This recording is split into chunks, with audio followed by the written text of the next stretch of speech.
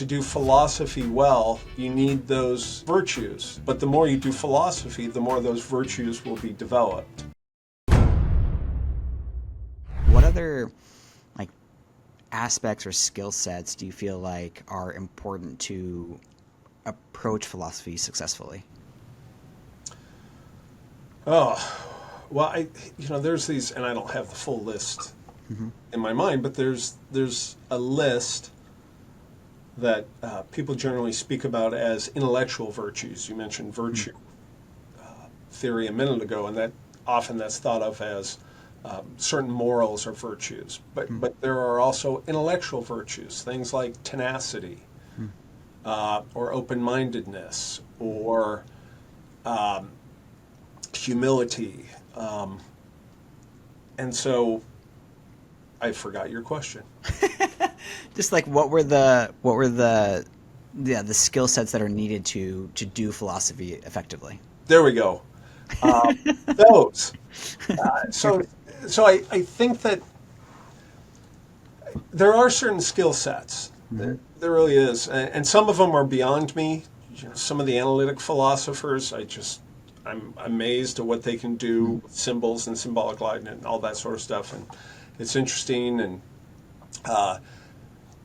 so there are certain skills that are necessary, but I think maybe more important are these virtues, or these virtues of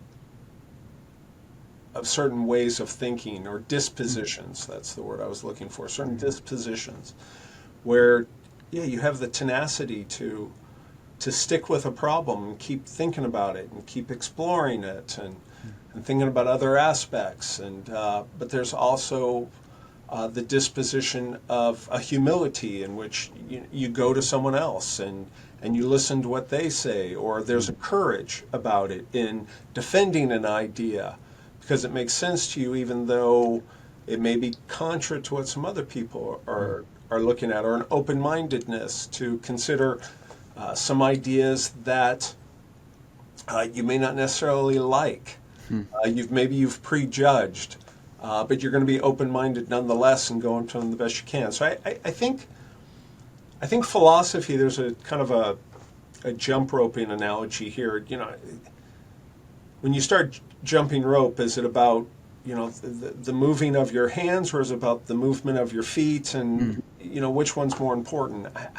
I don't know. It seems like you have to have them both.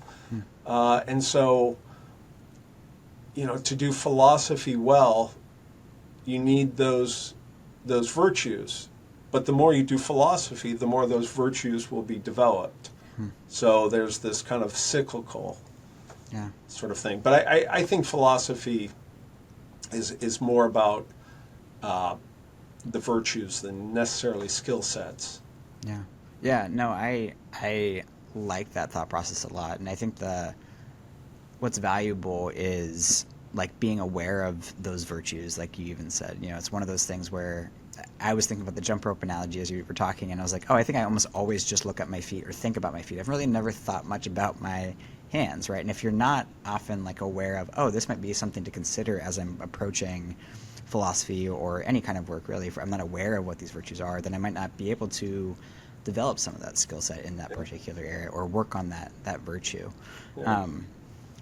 I am curious, do you remember like what your definition of an open mind is that you at least used to give at the beginning of classes? Oh, interesting. My definition of an open mind. No, remind me. All right. Well, as best as I remember it, it was basically being able to consider any belief without necessarily believing it yourself. So that was what I remember from like my philosophy 101 class, was that particular idea, because that idea was very, I think, pivotal for me. It's like I often think about myself as like, being able to strap a bungee cord to my back and then like dive deep into some crazy territory, even if it's scary, and like knowing that I can come back and I'm not like going here all the way, but I can put myself in that person's shoes, if you will. Sure. Yeah, that's kind of a riff on Aristotle, who said something like the mark of a good student is not one who believes everything, but considers all beliefs. And so, there's this sense in which, yeah, an open mind is one who's willing to consider these ideas.